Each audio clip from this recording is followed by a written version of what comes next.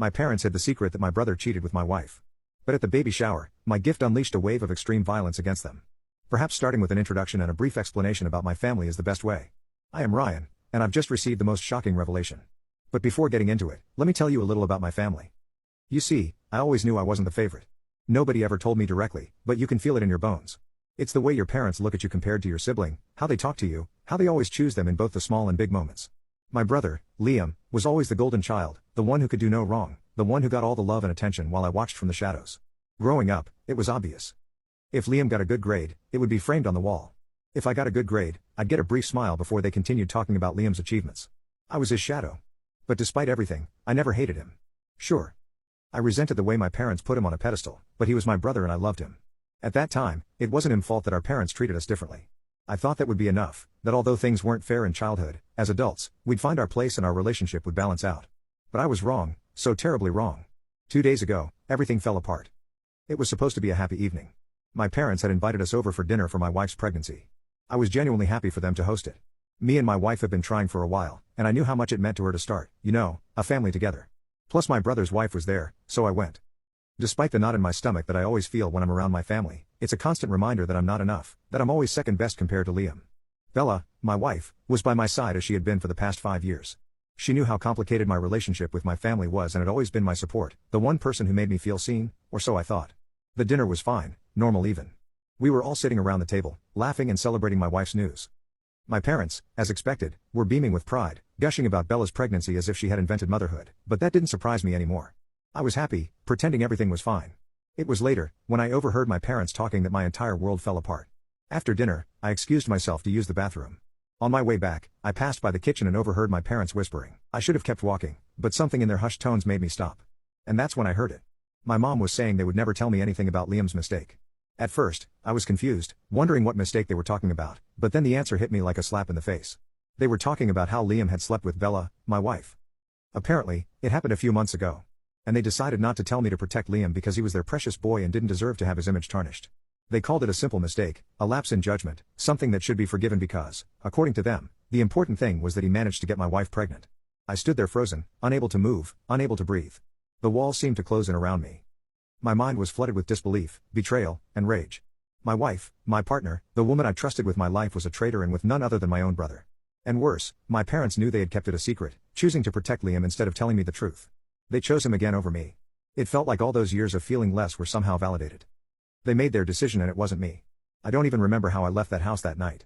I vaguely recall muttering something about not feeling well and needing to leave. I couldn't face them. Not my parents, not Liam, and especially not Bella. So I just left, got in my car, and drove. But I don't remember where I went. I just needed to be away from them, away from the reality of what I had just learned.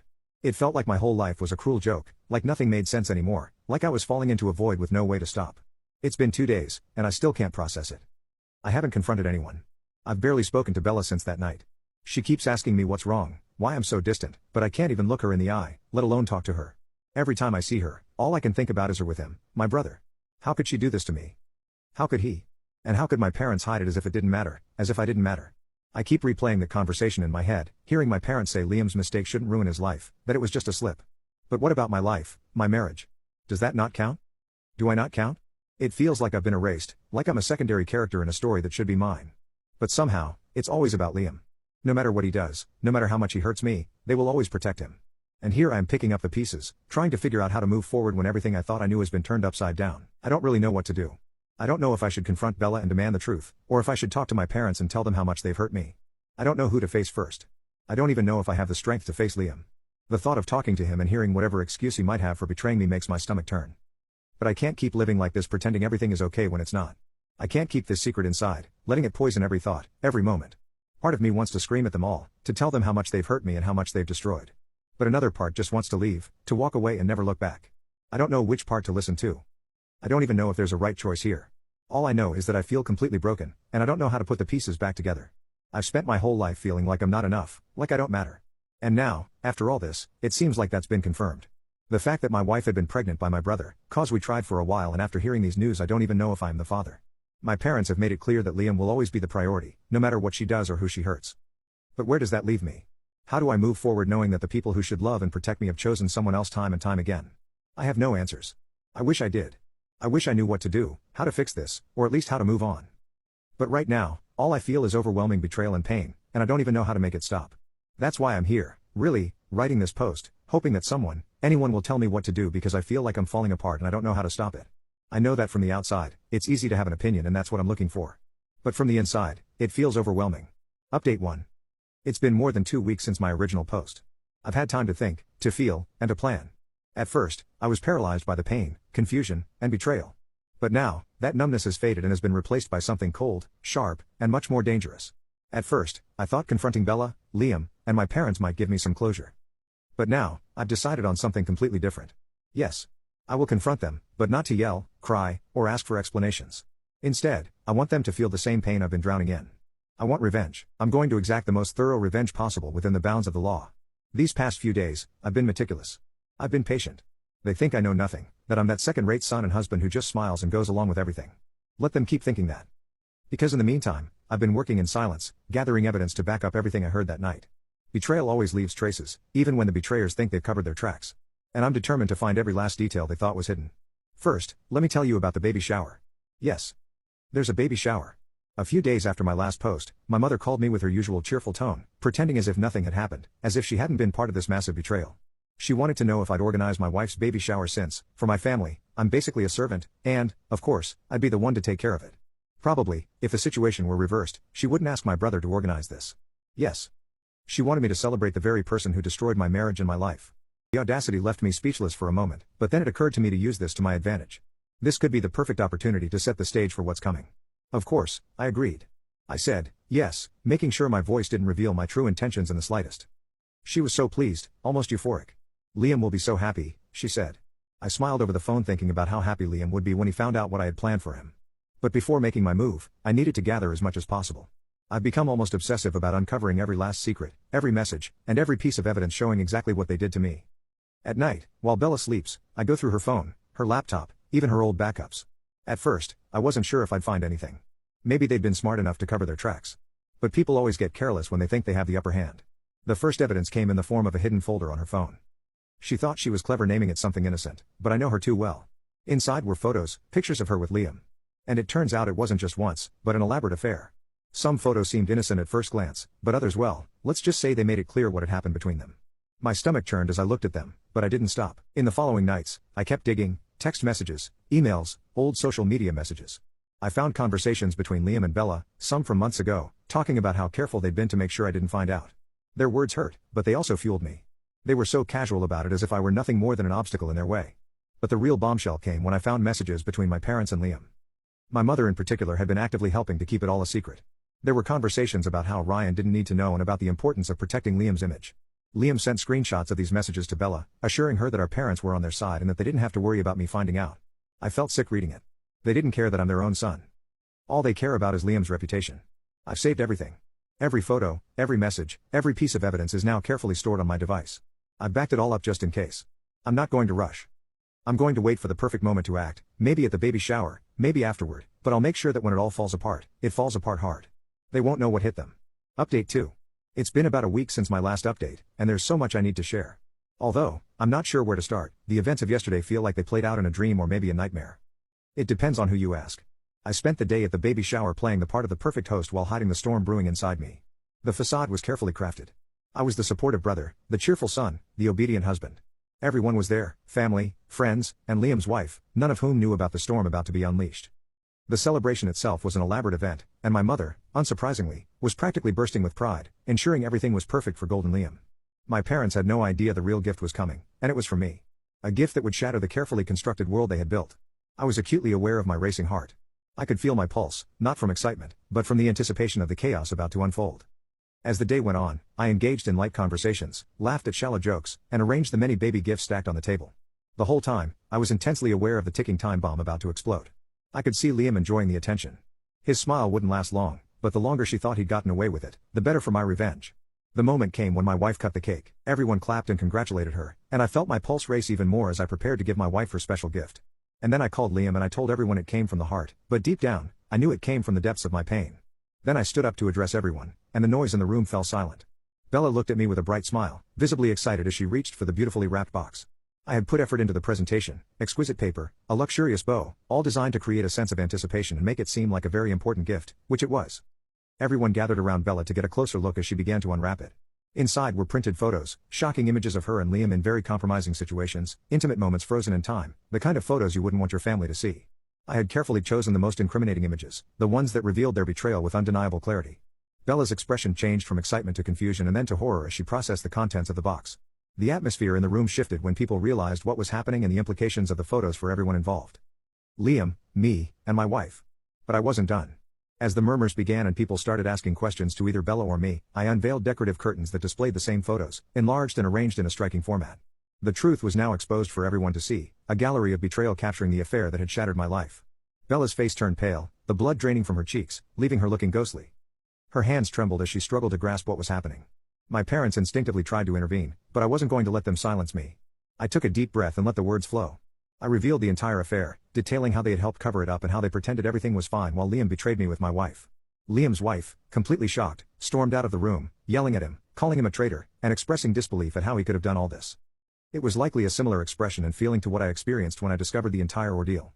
My parents were left speechless, unable to defend their golden child this time. The world they had so carefully built around Liam was crumbling piece by piece as I unveiled the chaos he had orchestrated. Standing there in the middle of the crowd, I felt something strange, a sense of release washing over me. Some people approached me to offer comfort, but I didn't need any of that at the moment because I had done what needed to be done, so I took my things and left. Update 3. 2 weeks have passed since my last update, and I think the dust has settled enough to share the aftermath of my surprise at the baby shower and the fallout for everyone involved in the betrayal. The night I revealed everything, I left the party as soon as I finished showing the evidence. I didn't want to talk to anyone or face the reactions of those who had been my family until then. I didn't know what had happened afterward until Liam's friend, well, now ex-friend, contacted me a few days later to ask me some questions. He, one of Liam's closest confidants, started the conversation in a tone ranging from disbelief to disgust. He told me that after what I had exposed, he had opened his eyes to Liam's true personality. In his words, if Liam could cheat on his own brother with his wife, what guarantee did anyone have that he wouldn't do the same to him? The betrayal he witnessed at the party had left him with a profound sense of doubt, and he felt unable to continue his friendship with someone like that. During our conversation, he asked for advice on how to investigate his wife to ensure she wasn't hiding something similar. I told him to thoroughly check her social media, text messages, and any conversations on her phone that might seem suspicious. I also made it clear that if he discovered anything important, I'd be waiting for him to share it, as I know many of you would also want to know. But that wasn't all he told me. Apparently, after I left the party, the venue turned into a full-on battleground. Lima's wife's family was there, and once they understood the situation, a wave of shouting and accusations filled the air. Liam's wife's parents were as furious as they were disappointed, hurling harsh words and insults at him for what he had done. My father, with whatever dignity he had left, tried to intervene to defend his son, claiming that Liam was hopeless, and they shouldn't speak to him that way. But Liam's father-in-law wasn't holding back, retorting that their dear son was nothing but a harlot of Babylon. Let's just say he used a much cruder term. That comment hit my father like a dagger, and he charged at Liam's father-in-law intending to settle things physically. It didn't go well for him. Liam's father-in-law landed a single punch that sent him to the ground. He didn't lose consciousness, but stayed on the floor, either from humiliation or fear of receiving another blow. And it wasn't just the men willing to fight. Liam's mother-in-law, enraged by everything that had happened, began insulting my mother who didn't hold back either. Calling Liam's father-in-law a gorilla for hitting her husband. This provoked the other woman to lunge at her. The scene was brutal. I heard Liam's mother-in-law pulled my mother's hair so hard she had to be separated by others. My mother ended up losing a chunk of hair, and someone even joked that she might want to start considering a wig. Some guests tried to stop the fight, managing to calm things down before it escalated further. I admit that deep down, I feel a twinge of regret for not staying at the party to witness the fallout of my gift. It's akin to the feeling you get when you miss school on the most eventful day of the year. But despite the curiosity, I know it was for the best. I left to maintain my own peace of mind and avoid getting caught in the shame and chaos. Surprisingly, Liam came out of the situation physically unharmed, not because she didn't deserve it, but because he's the golden child, he's perfect. And everyone present, even the most furious, had enough self-control not to harm him physically. Although there's a high chance the baby my wife expecting is his, it's not the child's fault that their father was such a deceitful and treacherous person. As for my wife, or rather, soon-to-be ex-wife, things have progressed quite a bit. I delivered the divorce papers to her as soon as I could get them processed. She didn't get punched during the party because I think she had enough sense to stay silent and try to make herself invisible among the crowd. She remained quiet, head down, as if trying to go unnoticed.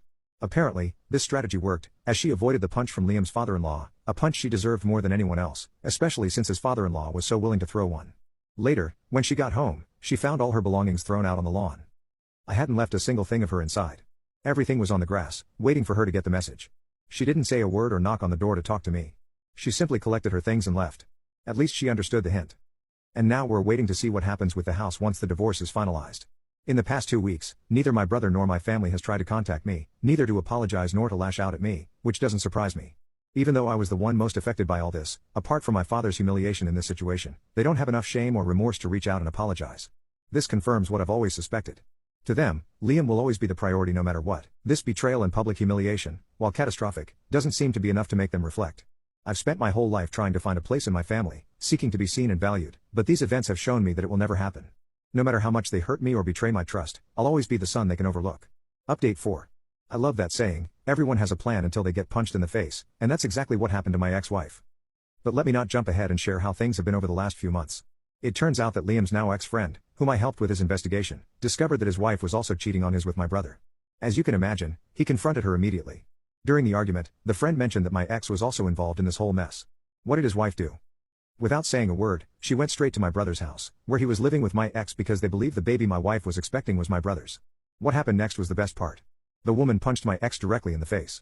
So even though she managed to avoid a punch at the party, she finally got what she deserved. Obviously, my ex has decided to sue her over the punch. Because she was pregnant, and as always Liam couldn't do anything just to watch what was happening. Though I'm not sure what has happened with that legal matter, and honestly, I'm not too interested. As for my brother's wife, she moved out as soon as she found out about the whole situation and immediately filed for divorce. That divorce hasn't been finalized yet, probably because my ex is involved and those processes tend to take longer. My own divorce, on the other hand, was completed about a month ago. For those wondering about assets, the house we shared was sold and we split the money evenly. Neither of us has to pay spousal support. And since there were no kids, the process was simpler. I think the fact that my divorce was resolved quickly only made the chaos surrounding my brother seem even more eternal and messy. Going back to my ex-wife, after receiving that punch to the face, she also got an emotional blow upon learning that she had done. In an ironic twist of fate, she decided to move out of my brother's house as well, unable to bear the idea that he might have cheated on her. This part makes me laugh. Though it also makes me wonder about the logic behind infidelity and people like them.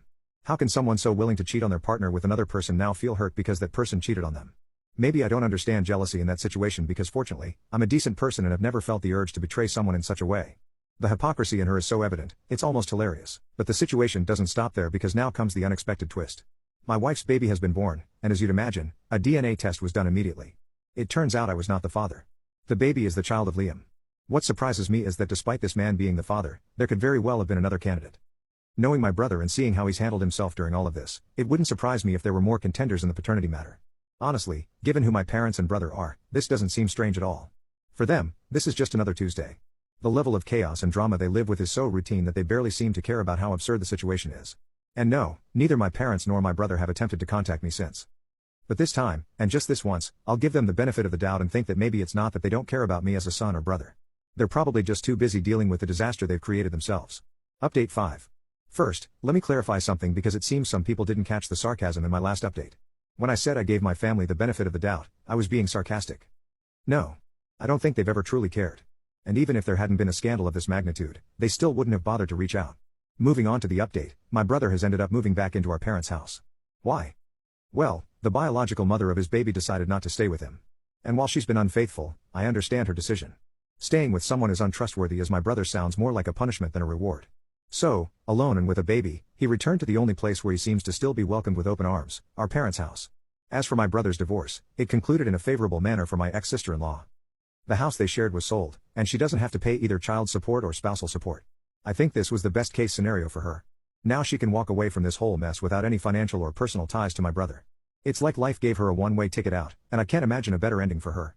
Liam's ex-friend has also finalized his divorce. And in terms of peace and counting the punches, it seems things have settled down. Although, with everything that has happened, it's clear that many people in this story are still deserving of another punch. For now, the physical dramas have ceased, but the memories will remain engraved in the minds of everyone involved, and some on their faces.